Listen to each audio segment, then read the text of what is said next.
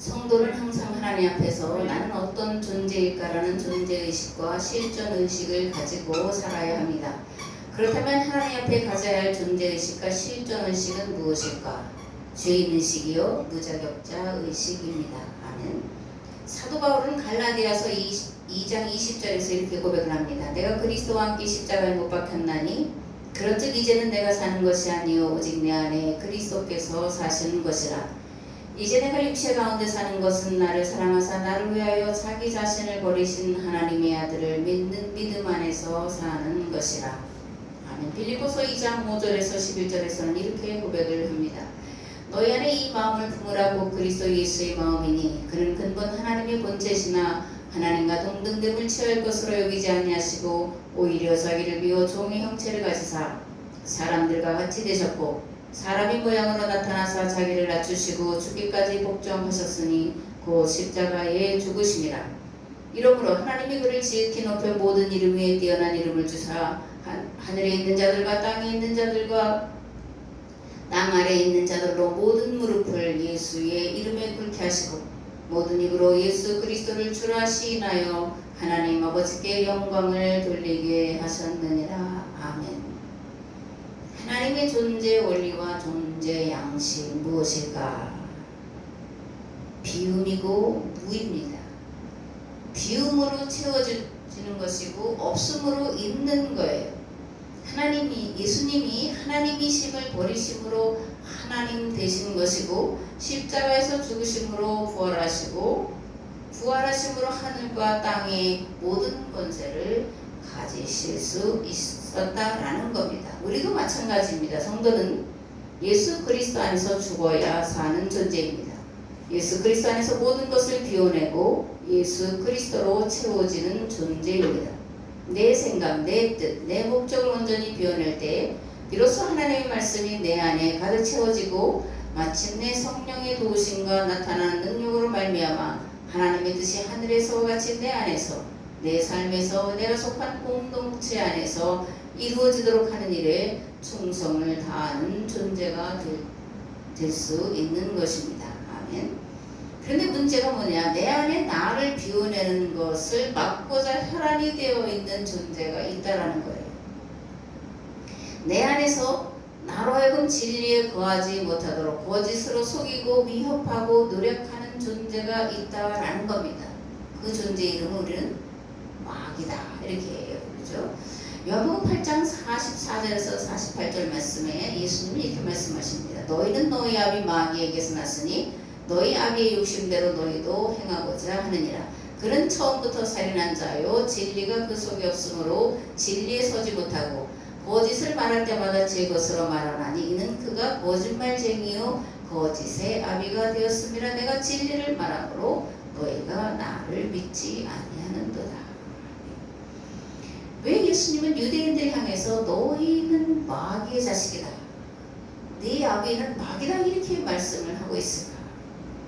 마귀가 유대인들의 전통과 정통신앙 그리고 정통교리 속에 숨어서 참과 진리를 분별하지 못하도록 속이고 위협하고 미혹했기 때문에 너희들은 마귀의 자식이다 이렇게 이제 말씀을 하는 거예요.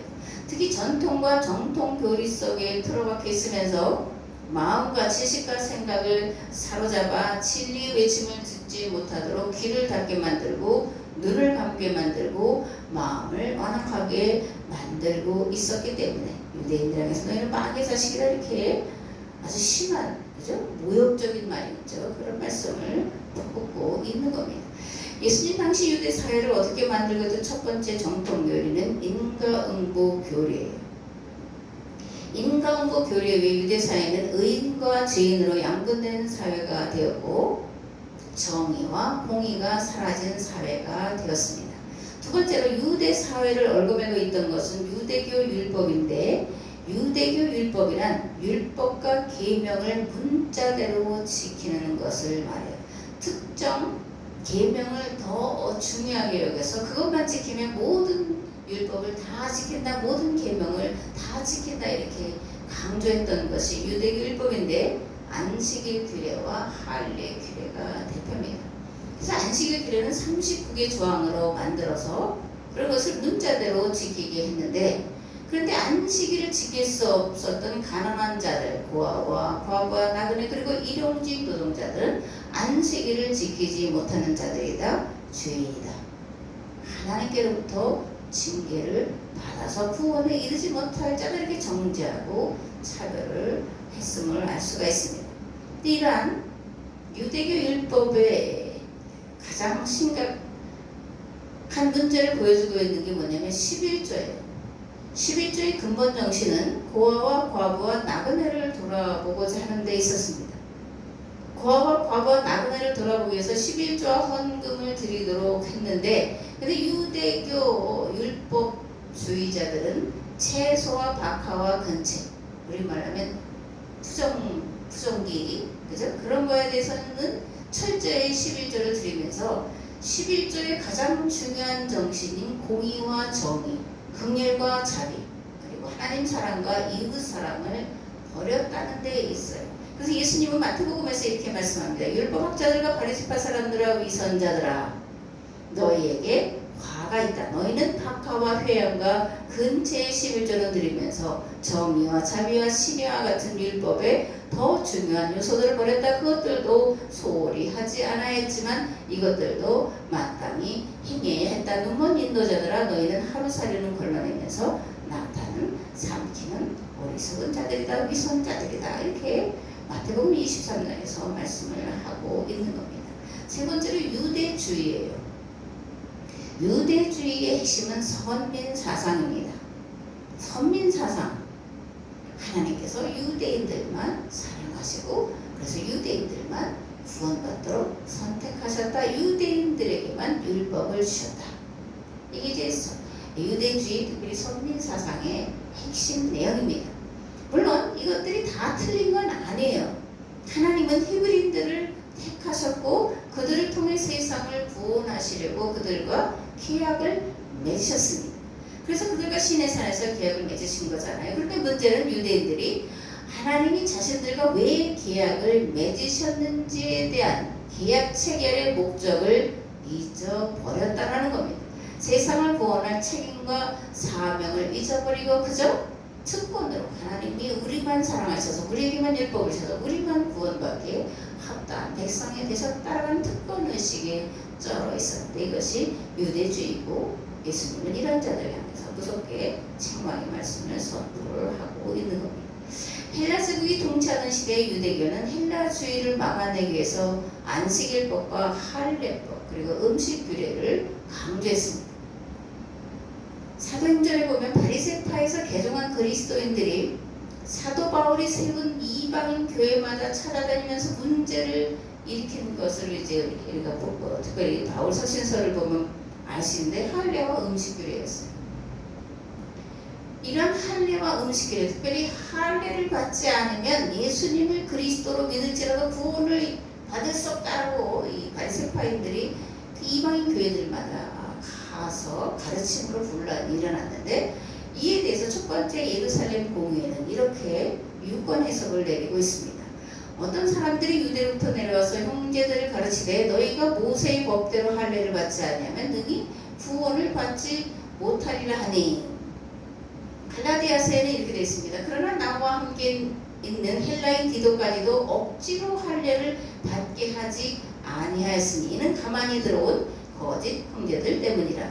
그들이 가만히 들어온 것은 그리스도 예수 안에서 우리가 가진 자유를 엿보고 우리를 종으로 삼고자 함이로되. 좀 내려가서 보면 게바가 안디옥에 이르렀을 때 책망받을 일이 있기로 내가 그를 대변하여 책망하였노라.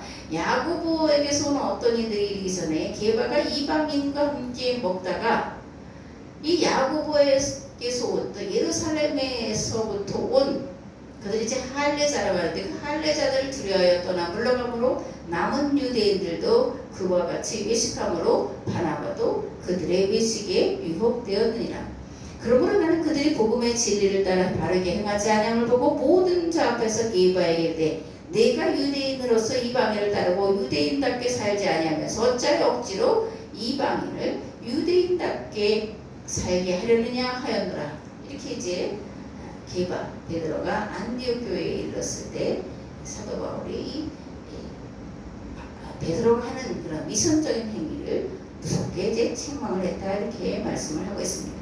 사도행전 15장에는 이렇게 되어 있습니다. 그러므로 이 할례, 음식규례 이런 거에 대해서 이제 이스라엘 공의에서 이렇게 이제 정의를 내립니다. 그러므로 내 의견에는 이방인 중에서 하나님께로 돌아오는 자들을 괴롭게 하지 말고 다만 우상의 더러운 것과 음행과 목매어 죽인 것과 피를 멀리하라고 편지하는 것이 옳으니 이는 예로부터 각성에서 모세를 전하는 자가 있어 안식일마다 회당에서 그 글을 읽음이라 하더라.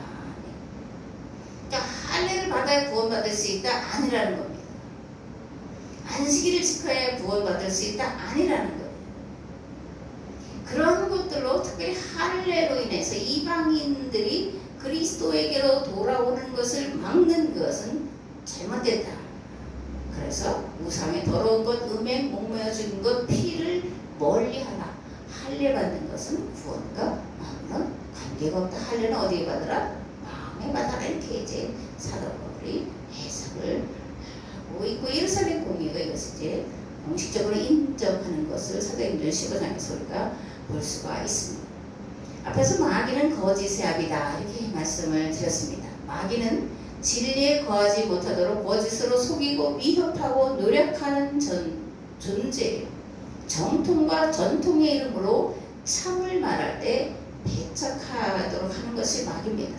오늘 함께 나눌 말씀은 에레미야 28장인데 28장은 거짓 예언자 하나냐와 참 예언자 에레미야의 대결이 기록되어 있습니다. 그리고 하나님께서 하나냐는 거짓 예언자 그리고 예레미야는 참 예언자라는 것을 분명하게 백성들이 보도록 역사하시는 사건이 기록되어 있는데 예레미야 28장 1절에서 17절 말씀을 봉독을 하겠습니다. 그 해 곧 유다 왕 시드기야가 다스리기 시작한 지 4년 다섯째 달 기본 아수르의 아들 선지자 하나냐가 여호와의 성전에서 제사장들과 모든 백성이 보는 앞에서 내게 말하 이르되 만군의 여호와 이스라엘의 하나님 이같이 일러 말씀하시기를 내가 바벨론의 왕의 몽해를 꺾었느니라. 내가 바벨론의 왕 느부갓네살이 이곳에서 빼앗아 바벨론으로 옮겨간 여호와의 성전 모든 기구를 2년 안에 다시 이곳으로 되돌려 오리라. 내가 또 유다의 왕 여호야김의 아들 여고니아와 바벨론으로 간 유다 모든 포로를 다시 이곳으로 돌아오게 하리니 이는 내가 바벨론의 왕의 멍에를 꺾을 것임이라 여호와의 말씀이니라 하시니라. 선지자 예레미야가 여호와의 성전에 서 있는 제사장들과 모든 백성들이 보는 앞에서 선지자 하나냐에게 말하니라. 선지자 예레미야가 말하니라. 아멘. 여호와는 이같이 하옵소서. 여호와께서 네가 예언한 말대로 이르사 여호와의 성전 기구와 모든 포로를 바벨론에서 이것으로 되돌려 오시기를 원하노라. 그러나 너는 내가 네 귀와 모든 백성의 귀에 이르는 이 말을 잘 들어라.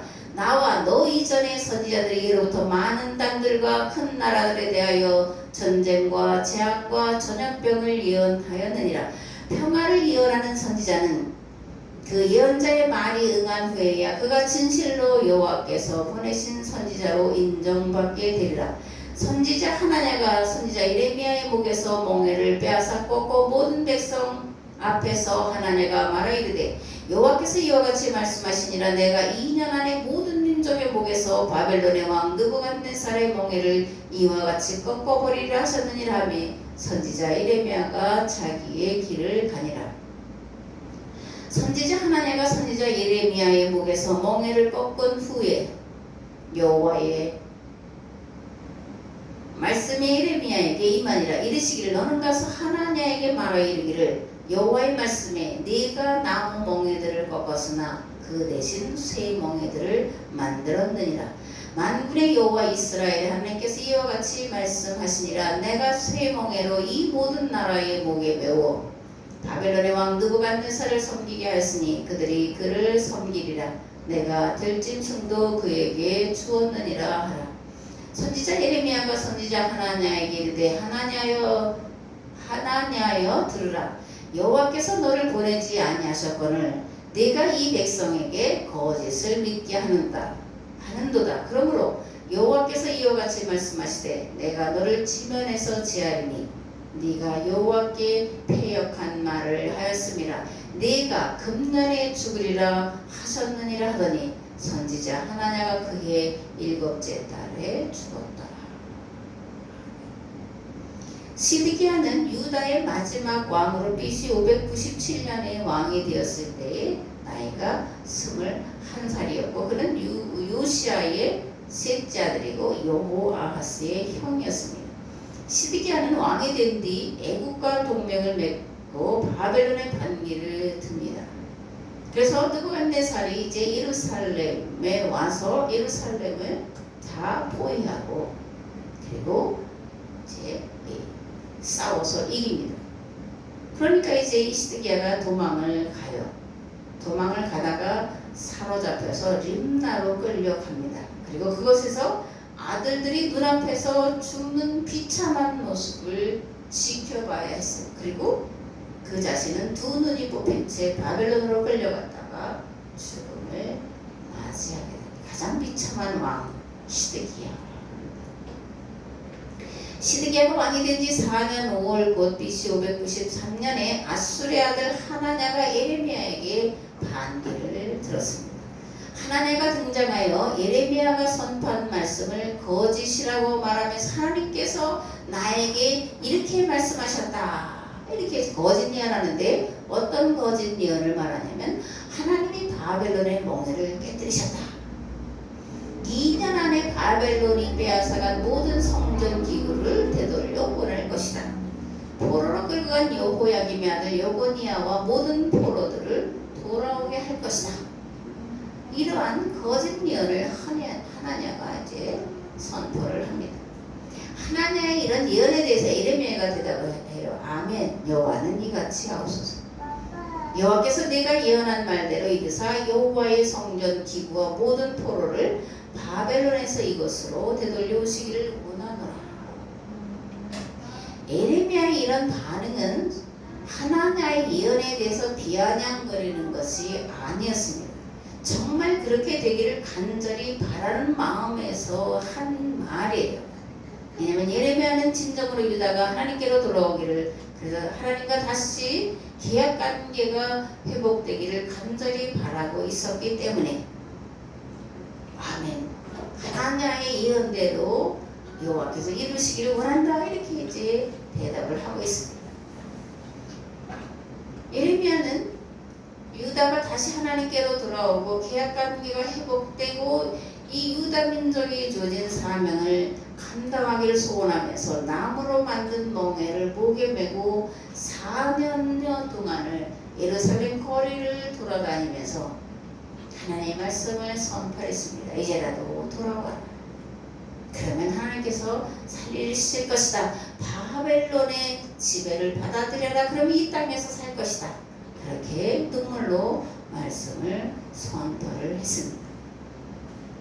그러나 하나님의 계획은 하나냐의 예언과 전혀 달랐습니다. 그래서 예레미야는 입을 다물고 자기의 길을 갑니다. 그러다가 하나님의 말씀이 예레미야에게 임하자 다시 등장해서 이렇게 선포합니다. 나무로 만든 멍에 대신 쇠로 만든 멍에를 메울 것이다. 바벨론의 더 심한 지배를 받게 될 것이다. 이렇게 이제 선포를 하고 있는 거예요. 예레미야의 선포와 하나냐의 선포에 대한 유다 백성들의 반응은 그런데 어땠을까? 어떤 말을 더 듣기를 좋아하고 신뢰했을까? 유다 백성들은 하나냐의 선포를 좋아했고 백성뿐만이 아니라 제사장과 왕도 하나냐의 거짓 예언을 좋아했다라는 거예요. 왜일까? 듣기에 좋았기 때문에 그렇습니다. 자신들이 바라고 원하는 대로 선포했기 때문에 듣기를 좋아한 거예요. 전쟁과 심판이 아니라 평화를 예언했기 때문에 하나님의 말을 신뢰하고 듣기를 좋아했습니다. 반대로 예레미야의 선포는 듣기 싫어했을 뿐만이 아니라 아예 예레미야를 죽이려고 했는데, 왜냐하면 전쟁과 재앙과 전염병을 선포했고 예루살렘의 멸망을 선포했기 때문에 그렇게 예레미야를 죽이려고 했던 거예요. 8절에서 예레미야는 이렇게 말합니다. 나와 너 이전의 선지자들이 예로부터 많은 땅들과 큰 나라들에 대하여 전쟁과 재앙과 전염병을 예언하였느니라. 나만 전쟁과 재앙과 전염병을 예언하는 것이 아니라 나 이전 선지자들도 그렇게 선포를 했다 이렇게 말을 하고 있는 거예요. 그리고 8절에서 말하는 나와 너 이전의 선지자들은 누구를 말할까? 북이스라엘에 등장해서 회개와 심판을 촉구한 아모스, 호세아, 그리고 남유다에서 등장해서 회개와 심판과 멸망을 선포한 이사야, 미가, 스바냐, 나움, 하박. 이런 이들이 예레미야와 하나냐 이전의 선지자들이었다 이렇게 말하는 거예요. 예레미야는 이전에 등장해서 심판과 회개의 말씀을 촉구한 참 예언자들의 뒤를 따라서 이스라엘의 죄에 대한 회개를 촉구했고 돌이키지 않으면 반드시 심판이 임할 것임을 선포를 했다라는 겁니다. 참과 거짓을 구분할 수 있는 것 중에 하나가 있는데 뭐냐? 특권만을 강조하는 것은 거짓입니다. 책임과 의무를 강조하지 않고 특권만을 강조하는 것이 참과 거짓을 구분할 수 있는 것 중에 하나입니다. 듣기 좋은 말만 하느냐, 책망과 심판을 선포하느냐가 참과 거짓을 구분할 수 있는 거라는 거예요. 거짓 예언자들의 특징은 선민으로서의 특권만 내세울 뿐 그 특권이 말하는 바가 무엇인지에 대해 말하지 않는다라는 거예요. 왜 그러냐면 책임과 의무에 대해서 그들이 전혀 무지했기 때문이고, 다른 편에서는 알면서도 애써 외면한 것이라고 볼 수 있는데 왜 외면했을까? 그들은 하나님을 두려워하기보다 사람을 두려워했기 때문에 자기들에게 주어진 부와 권력과 명예를 지켜내고자 했기 때문에, 그 이제 기득권 그렇게 말하잖아요. 기득권을 지켜내기 위해서 하나님보다 사람을 더 두려움으로 사람이 듣기 좋은 말을 했다 그런 거예요. 사도 바울은 갈라디아서에서 이렇게 말합니다. 이제 내가 사람들에게 좋게 하랴 하나님께 좋게 하랴 사람들에게 기쁨을 구하랴.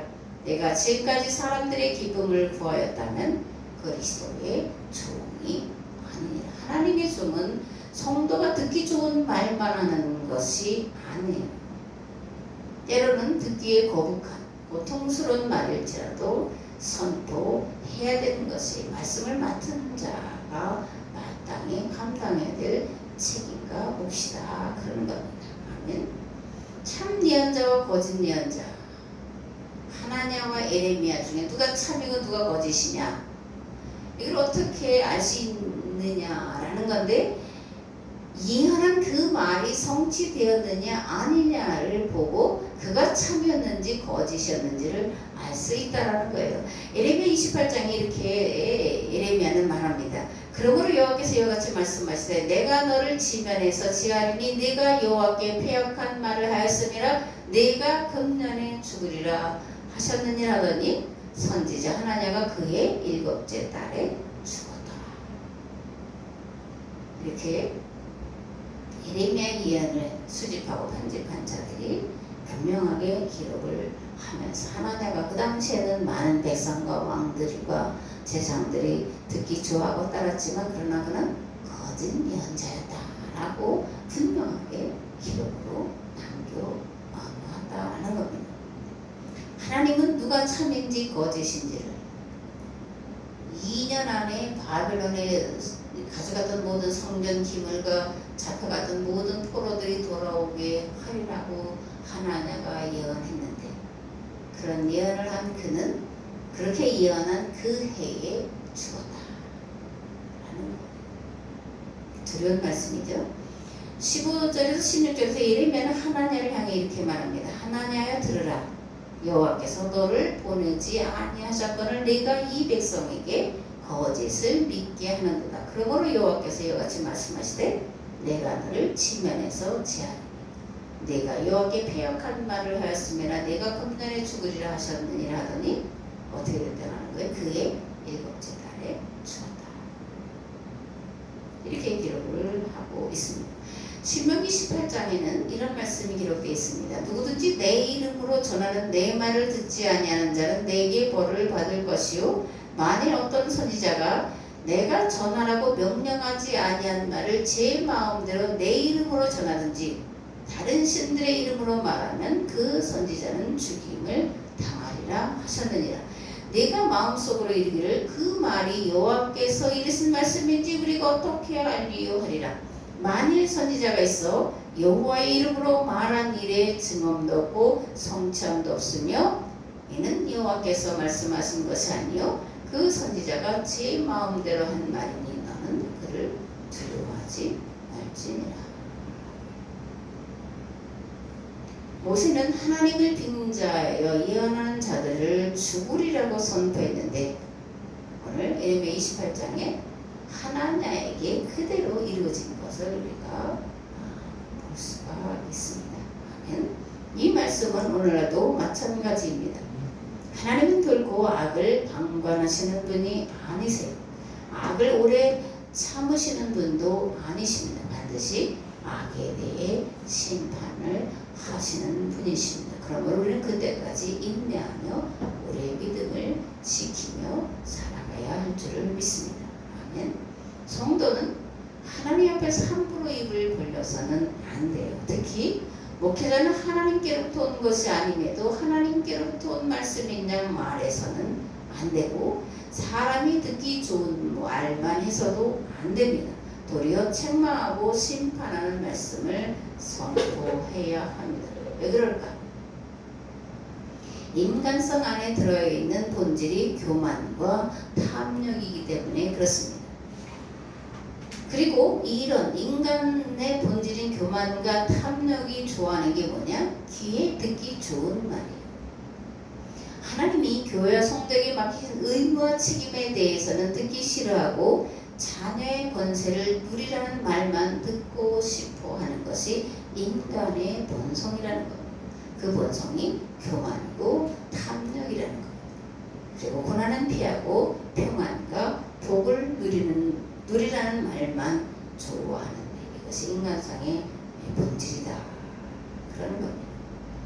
히브리서는 이렇게 말합니다. 너희가 죄와 싸우되 아직 피 흘리기까지는 대항하지 아니하고 또 아들들에게 권하는 것 같이 너에게 권면하신 말씀도 잊었도다. 일러스되 내 아들아 주의 징계하심을 경히 여기지 말며 그에게 꾸지람을 받을 때 낙심하지 말라.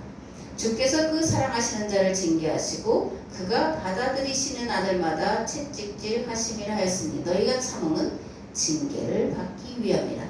하나님이 아들과 같이 너희를 대우하시나니 어찌 아버지가 징계하지 않는 아들이 있으리요. 징계는 다 받는 것이거늘 너희에게 없으면 사생자요 친아들이 아니라. 마귀는 또 이단은 또 무서운 고난을 피할 길이 있다라고 돈을 거액을 받으면서 이렇게 말을 하는 거잖아요. 부적을 써주고 무슨 뭐 예언을 해주고 복을 빌어주고 뭐 이런 걸 하잖아요. 푸닥거를 해주고. 그러나 성경은 뭐라 그러냐? 우리가 인내하는 것은 주의 징계를 받기 위함이다. 그러면 그 징계는 징계를 위한 징계냐? 그게 아니라 뭐예요? 용서를, 회복을 위한 징계다. 그러므로 하나님께로부터 오는 징계를 그리고 꾸지람을 받을 때에 낙심하지 말아라. 그렇게 말씀하는 거예요. 우리가 사랑하는 자면 징계를 합니다. 그죠? 자식이 아무리 예뻐도 잘못하면 어떻게 돼요? 빼처리를 들 때가 있는 거예요. 오냐오냐 하는 것이 자식을 사랑하는 것이 결코 아닙니다. 물론 무자비하게 폭력을 행사하라 그런 얘기는 아니에요. 따끔하게 말로, 그다음에 말로 안 될 때 회처리를 가해야 된다라는 겁니다. 징계는 다 받는 것이거늘 너에게 징계가 없으면 사생자요 친아들이 아니다. 이렇게 말씀을 하고 있습니다. 기독교는 고난의 종교예요. 고난을 결코 피해야 될 것으로 말하지 않고 고난과 맞서 싸워서 이겨야 돼.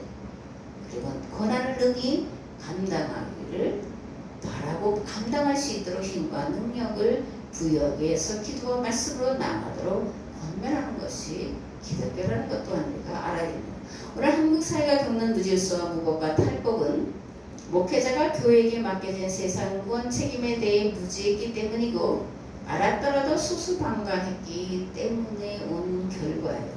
세상권에 대한 책임과 의무에 대해 성도들을 교육하고 훈련시켜야 했는데 하나님의 자녀의 권세만을 누리라고 했기 때문에 오늘 한국 사회가 이렇게 저는 무질서하다, 혼란하다. 전 국민이 다는 아니죠, 그죠? 전 국민이 아니라 2천만, 3천만 백성들이 고통을 당하고 있고 찬성하더라도 좀 지나면 악소리를 하게 될 날이 곧 올 텐데 참 안타깝게 짝이 없는 그런 시간들이 이제 우리에게 펼쳐져 있습니다. 이제 교회는 그러므로 정신을 차리고 하나님 말씀으로 돌아와야 합니다. 교회와 성도에게 주어진 책임과 의무에 대해 가르치고 훈련시켜야 하고 성도는 이런 가르침과 훈련에 순종을 해야 합니다. 그래야 그리스도의 남은 고난을 그리스도의 몸된 교회를 위해 채우는 삶을 살아야 합니다. 우리가 그리스도의 남은 고난을 내 몸에 채우는 교회를 위해서 그리스도의 몸인 교회를 위해서 그 남은 고난의 삶을 내가 살아냄을 통해서 뜻이 하늘에서와 같이 땅에서도 이루어질 것이고 그럴 때 마침내 예수 그리스도께서 창조의 완성에서 재림하실 것이고 우리는 영광 중에 우리 주님과 함께 영원토록 영생에 들어가게 될 줄을 믿습니다. 아멘.